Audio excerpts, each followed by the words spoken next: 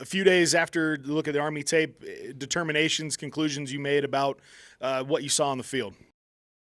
I'll say this, and I think you just get where, you got to, if it's making a couple of more first downs on offense and coming up with another score, and I'm talking generally, and then defensively, being able to come up with a couple of more third down stops that could lead to one less possession that ends up in a score, and that's the way we have to grow and develop as a football team. And it's I do think it's invaluable to be involved in, when we play conference games, when we play academy games, those experiences can be helpful for guys that they're going to play in the future. Last two games, specifically defensively, you guys have played much better, tighter in the second half. What is happening at halftime, or what's the difference between first half defense and second half defense you've seen? Well, I don't know if that's necessarily the case 2 games ago. You look 2 games ago, I think it was, I think we gave up 4 scores in the first half, and quite frankly, I think we gave up 4 scores in the second half. I don't have it in front of me. I'm trying to work off recall here, whether it was a couple touchdowns and a couple of field goals in terms of points. And, I just, you look to this week, the thing we're going to have to do, we're going to have to be really, really good against the run. They are extremely athletic. And I think there have been times in the open field they've hurt us with that a little bit. Maybe where there was a step or a guy got a step on us where it's at the 3-yard point past the line of scrimmage and it went for more than that. And same thing, as far as balls that were thrown down the field. That's one thing that's evident this year. They've played 3 quarterbacks this year. The 2 guys that we're preparing to see this Saturday are both, big-time talented. Obviously, a guy that was signed out of high school, one of the top players in the country, went to Tennessee originally. And I think there was an intention in there for a little bit even to go to Colorado before ending up at New Mexico, and then obviously Gerhardt too. A heck of a talent, a guy that out of high school played for Arizona State, and both run exceptionally well, and both are extremely accurate throwing the ball too. So that's what we got to get ready for this Saturday. What do you like about what DJ's doing under center right now when he plays quarterback? He just needs to play more. I think both guys. Isaiah and DJ, their involvement so far this season. Really, you look coming into this year, I guess you could say Isaiah played in a couple of games. He played about the last 8 minutes last year in Idaho, and then played the full game of the last game at the end of November. Other than that, for both those guys, this first time where they've really, really played, a good bit of college football. And, each and every week there's so many new experiences for them that they're exposed to, whether it's a coverage, whether it's in terms of the timing of a ball when it has to be released, changing a protection, being in a certain call that we want to be, depending on a look. And you've heard me say this, we don't check that often, but once in a while when we have to, for that to occur,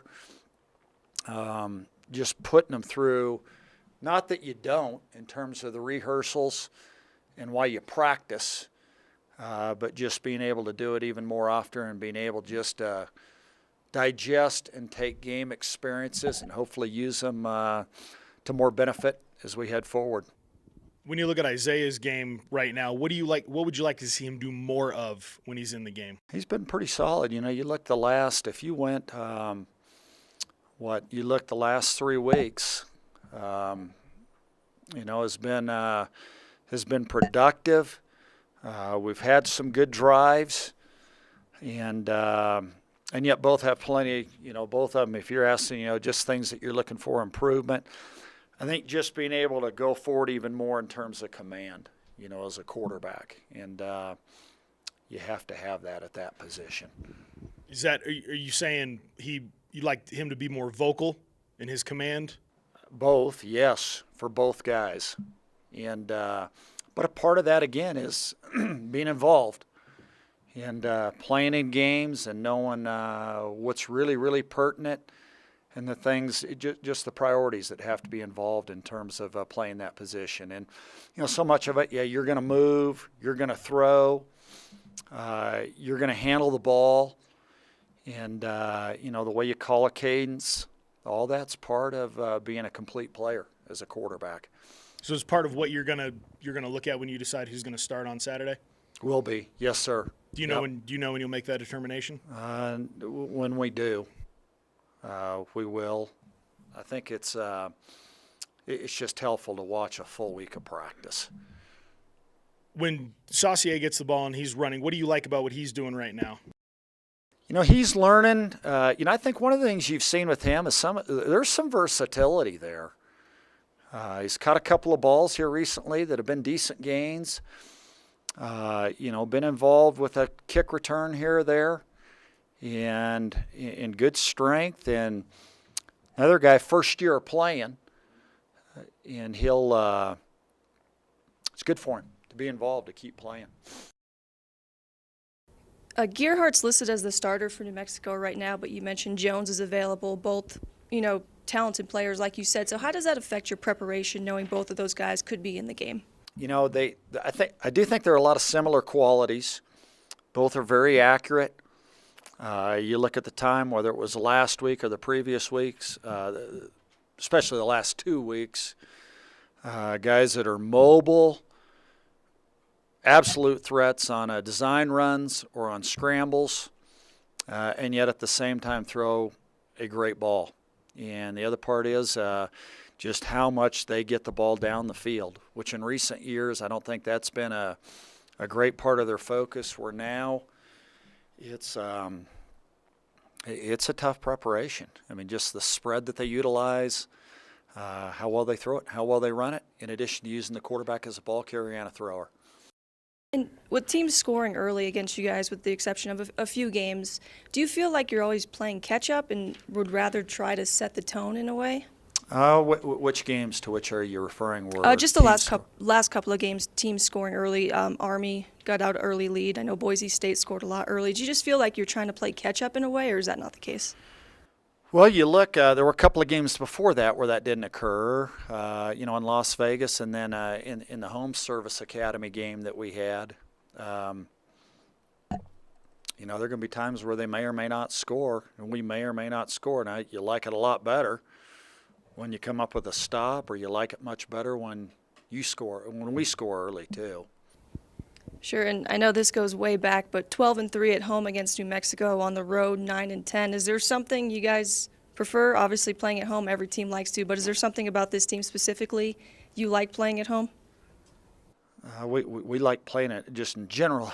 Generally, our preference is to play at Falcon Stadium. If we could play 12 games there each year, that'd be okay. I just don't know if that'll happen that often.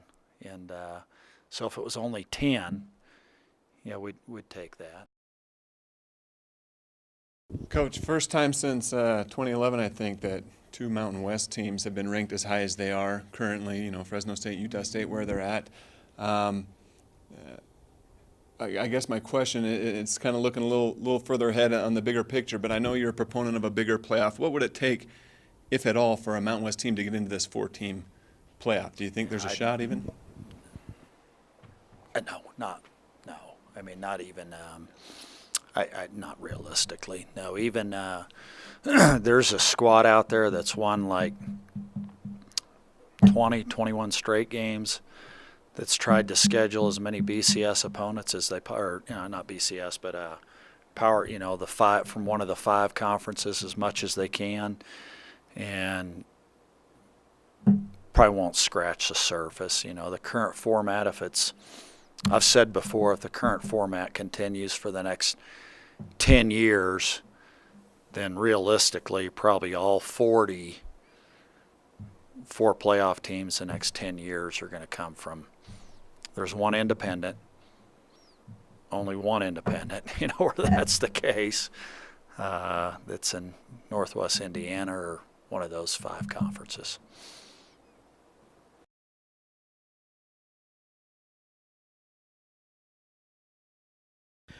How has New Mexico's offense evolved over the course of this season? Because I know they came in with talk of a spread. They brought in a new coordinator. Are they doing that, or a lot of the same principles that you've No, seen? in the past? they're absolutely doing it, and we still got to look because they were effective against us here in recent years, and so you still got to look at those games. But so many of the concepts, just the principles that they use are different this season, and I think what's most obvious is how well they get the ball down the field, and how well those guys throw the football too. I mean, the inclusion of their wide receivers is drastically different, and you're saying, well, cite me a couple of examples. Oh, I guess if you looked at catches, number of receptions by the receivers comparatively to recent years, quite noticeable. And so when you say get the ball down the field, you're talking about throwing the ball. Yes, and in addition to bubbles, run a version of a gun zone read where it's either a give on the zone, a keep on the quarterback, or a delivered ball out by the numbers too. When I talked to Bob Davey at Media Day about his approach, and he said, well, against Air Force, we'll see, because obviously they have moved the ball. Have you seen enough of the same stuff to think they might come out and run the same sort of offense they've run? And would that just be an added element then if they have receivers involved where they can run the same sort of triple look but have some threats on the outside? I could, yeah. I mean, and that's something that just in terms of being thorough in your preparation, you have to examine and make sure that you're following through. Absolutely. And when you looked at Donald's performance at Army, were you concerned by the accuracy of his throws at all, or is that just part of the maturation of a quarterback? Which ones do you have in mind? If you had to say, Well, I don't know. It was 50% passing. So they're obvious. I think one was at least maybe catchable from a tight end, but a couple others sailed over some heads. It wasn't quite as sharp as we'd seen from him, and he hadn't played in 3 weeks. So I thought we had a chance. There were some balls I thought were possible, could have been, and that we went down the field a little bit further too.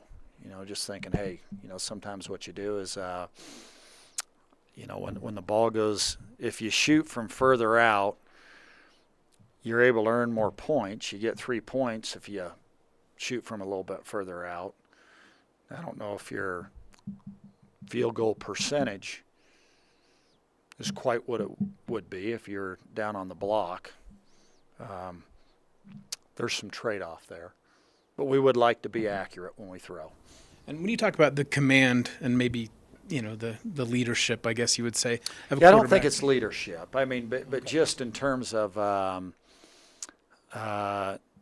just continuing to grow in that position and things that there's certain communication to know that you can, and we want you to, as a point guard, as a quarterback, as a catcher. Do you think it's harder when there's multiple guys playing that position to not have one kind of seize it? I think the more that you do it, and so if there's only one guy playing at shortstop, they probably learn where to line up, or if it's going to be a curveball and I know it's going to be outside and it's to a right-hander, and relaying that to the center fielder, scoot over 3 steps to the left. I think the more you play, I think the better you get at some of those details that are relevant. And did only 5 offensive linemen play last week? Pretty much, yeah. Pretty much those were the guys that played most of the game. Yes, sir. Would that be indicative of the way you're going to go forward, or was that just that game? No, it's not. It was for that game, and part of it we didn't know how many snaps were going to be involved in that game, and then there were a couple of things that we did in terms of changes on special teams, just when it came to who was going to be involved on a couple of special teams, and then who was playing on offense too. Well, it'd be nice to have New Mexico at Falcon Stadium instead of somewhere else.